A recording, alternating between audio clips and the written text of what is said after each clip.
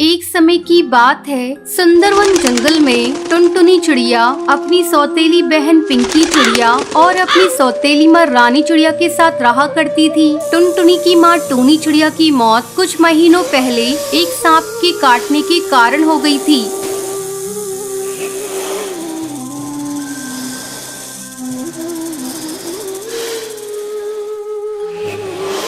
तब बंटी कबूतर एक विधवा चिड़िया से शादी कर लेता है। पिंकी चिड़िया उसी की बेटी थी। पिंकी चिड़िया टुनटुनी पर बहुत अत्याचार करती थी। एक दिन टुनटुनी खाना पका रही थी, तभी पिंकी वहाँ आती है और टुनटुनी से कहती है, मैंने तुझसे चाय मांगी थी, तूने अभी तक मुझे चाय नहीं दी। दीदी ये देखो, मैं चाय ही बना रही हूँ। जैसे ही चाय उबल जाएगी मैं आपको लाकर देती हूँ। थोड़ी देर बाद टुनटुनी चाय लाकर पिंकी को देती है। चाय पीते ही पिंकी टुनटुनी पर चिल्लाने लगती है, ये तूने चाय कैसी बनाई है? इसमें तो चीनी बिल्कुल नहीं है, ले इसे तू ही पी ले। इतना कहकर वो उस चाय के प्याले को फेंक देती है। पिंकी चिड़िया का गुस्सा देखकर टुनटुनी रोने लगती है।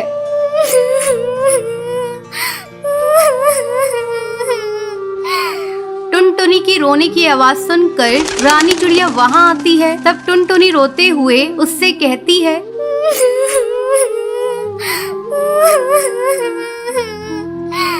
माँ ये देखो, दीदी ने सारी चाय फेंक दी।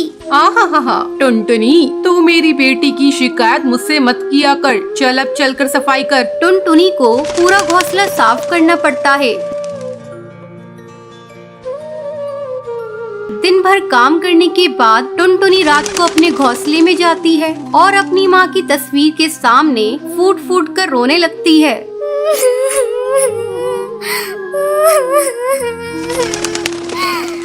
माँ तुम मुझे छोड़कर कहाँ चली गई? पिंकी चिड़िया मुझे बहुत सताती है। पापा भी अब मुझसे पहले की तरह प्यार नहीं करते।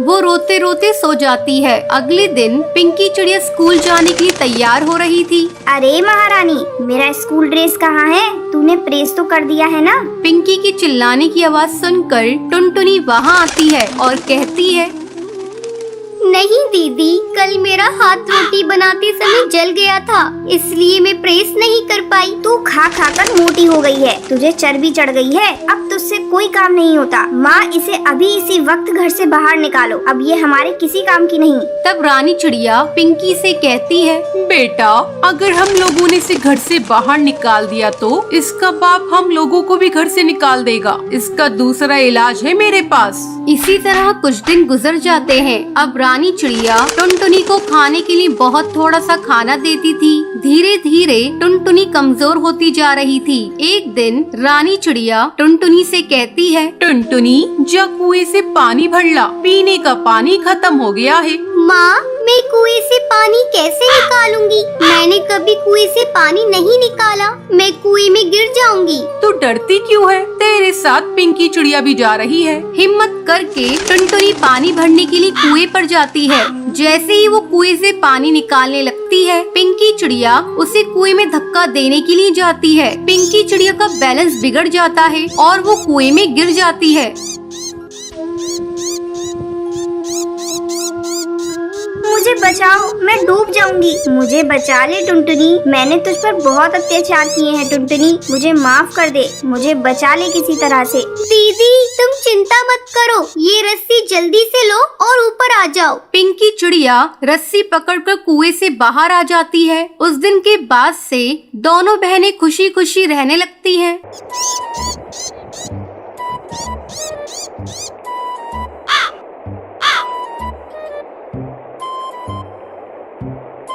सुंदरवन जंगल में सुंदरी कौवी और टुनटुनी नाम की दो सहेली रहा करती थी। वो दोनों बहुत ही चालाक और कंजूस किस्म की थी। वो दोनों चोरी करने में भी माहिर थी। एक दिन वो दोनों फलों की दुकान पर जाती हैं। सुनिए भाई साहब, इस दुकान में जो भी महंगे फल फ्रूट्स हैं वो हमें दिखाइए। दुकानदार फल लेने ऊपर जाता है। तब टुनटुनी अपनी सहेली से कहती है, सुंदरी तुम दुकानदार को बातों में फंसा कर रखना और मैं ये 2-4 आम चुरा लूंगी। हाँ टुनटुनी, ये दुकानदार अकेला है, यहाँ इसके अलावा कोई नहीं है, यहाँ चोरी करने में आसानी होगी। चुप चुप सुंदरी, देखो दुकानदार फल लेकर आ गया है। ये लीजिए बहन जी, इस दुकान के सबसे अच्छे आम और सेब। टुनटुनी और सुंदरी थोड़ी देर तक आम और सेब को देखती है। फिर सुंदरी दुकानदार से कहती है, भाई साहब, वो जो ऊपर आपने नाशपाती रखी है वो मुझे दिखाइए। ठीक है बहन जी, मैं अभी आपको दिखाता हूँ। जैसे ही दुकानदार उन ऊपर की नाशपातियों को निकालने जाता है, वैसे ही टुनटुनी नीचे रखे आमों में से 2 आम छुपाकर अपने थैली में डाल लेती है। सुंदरी, मैंने 2 आमों को चुरा लिया है। अब किसी भी तरह इस दुकानदार से पीछा छुड़ाओ। ओ भाई साहब, गलती से मैं अपना पर्स घर पर भूल आई, मैं कल आकर आपसे सामान ले जाऊंगी। ठीक है बहन जी, कोई बात नहीं, ये दुकान तो आपकी ही है, आप जब चाहें आकर यहाँ से फल ले जा सकती हैं। सुंदरी और टुनटुनी आम चुराकर दुकान से बाहर निकल आती हैं। देखा सुंदरी, मैंने कितनी स्मार्टली पके आमों को चुराया है, दुकानदार को इसकी भनक भी नहीं लगी। चल उस सब्जी के ठेले के पास चलते हैं, थोड़ी सब्जियाँ भी ले लेती हूँ। सुंदरी, सब्जियों को खरीदना क्या है, उसे भी चुरा लेंगे। हाँ हाँ, वही तो मैं भी सोच रही हूँ, सब्जियों को भी चुरा लेंगे। दोनों सब्जी वाले के ठेले के पास जाती हैं। भैया, ये टमाटर कितने किलो दे रहे हो? सस्ते में ही दे रहा हूँ बहन जी, कल 80 की थी और आज 40 की दे रहा हूँ। क्या भाई साहब, टमाटर नहीं, लगता है गोल्ड की रेट बता रहे हो। बहन जी, लेने हैं तो लो, मैं तो इसी भाव में बेच रहा हूँ। इधर भी सुंदरी सब्जी वाले को अपनी बातों में फंसाई हुई थी और टुनटुनी धीरे धीरे सब्जियों को चुरा रही थी। अचानक सब्जी वाले की नजर टुनटुनी पर जाती है। अरे चोरनी, तुम मेरी सब्जियों को चुरा रही थी, लगता है तुम दोनों दोस्त चोरनी हो। अरे भैया, तुम ये कैसी बातें करते हो, तुम्हें मैं चोरनी दिखती हूँ? और ये तो छोटी सी बच्ची है, अनजाने में तुम्हारी इन सब्जियों को ठेले में रख लिया, ये लो तुम्हारी सब्जी के पैसे। चोरी पकड़ी गई तो इसके पैसे दे रही हो। तभी वहाँ वो दुकानदार आ जाता है। भाई साहब देखिए ना, ये मेरी दोस्त को चोर बता रहे हैं, बताइए क्या मैं चोर हूँ? अभी अभी मैं आपकी दुकान से आई हूँ। तभी दुकानदार को टुनटुनी के थैले में उसके आम दिख जाते हैं। अरे ये आम तो मेरी दुकान के हैं, तुमने इसे मेरी दुकान से चुराया है? मैं अभी पुलिस को फोन करके बुलाता हूँ। नहीं नहीं भाई साहब, हम लोगों से गलती हो गई, आगे से हम लोग ऐसा नहीं करेंगे, आप पुलिस को मत बुलाइए। उस दिन के बाद से टुनटुनी और सुंदरी चोरी करना छोड़ देती हैं और मेहनत मजदूरी करके अपना जीवन व्यतीत करने लगती हैं।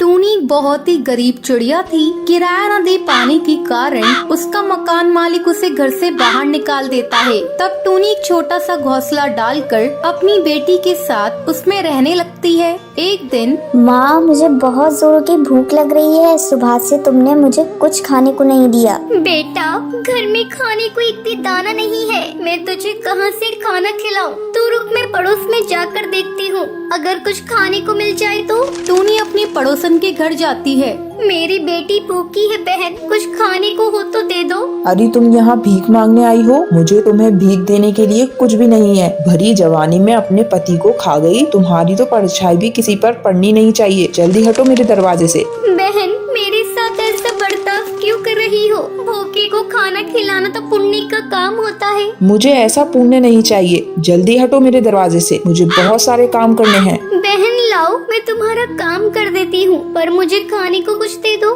देखो, मैं तुमसे कह रही हूँ ना, तुम यहाँ से जाओ। तुम हटती क्यों नहीं? नहीं तो मैं अभी पुलिस को बुला लूंगी। नहीं नहीं बहन, पुलिस नहीं बुलाना, मैं जा रही हूँ। टूनी दुखी मन से वापस घर लौट आती है। बेटा, इस जमाने में गरीबों की मदद कोई नहीं करता। चल, मैं तुझे लेकर जंगल में चलती हूँ, वहीं कुछ मिल जाएगा तो तुझे खिला दूंगी। अगर आज तेरे पापा जिंदा होते तो आज तेरी हालत ऐसी ना होती। टूनी टुनटुनी को लेकर रोती हुई जंगल में जाती है। वहाँ एक साधु ध्यान लगाए हुए बैठा था। महात्मा जी, मेरी मदद कीजिए, मैं बहुत गरीब हूँ और बहुत दुखी भी हूँ। घर में खाने पीने को कुछ भी नहीं है, मेरा घोंसला भी टूटा फूटा है। महात्मा जी, आप मेरी मदद करिए। साधु अपनी आंखें खोलता है। बेटी, अब तुम्हारे तो किधर कट गए? मैंने तुम्हारी सारी बातों को सुन लिया है। ये लो जादुई मिट्टी, इससे जाकर एक मिट्टी का घर बनाओ। घर बनते ही तेरे सारे दुख दूर हो जाएंगे। और ये लो फल, इसे तुम और तुम्हारी बेटी खा लो। इसे खाकर इसका बीज अपने आंगन में लगा देना। ये जादुई फल है, ये सालों साल तुम्हारे पेड़ पर लगे रहेंगे। फिर उसे बेचकर तुम खुशी खुशी अपना गुजारा कर सकती हो। टूनी फल और मिट्टी लेकर अपनी बेटी के साथ अपने टूटे फूटे घोंसले के पास आती है और वहीं साधु की दी हुई मिट्टी से घर बनाती है। मम्मी ये घर कितना सुंदर है। हाँ बेटा, अब हम लोग इसी घर में रहेंगे।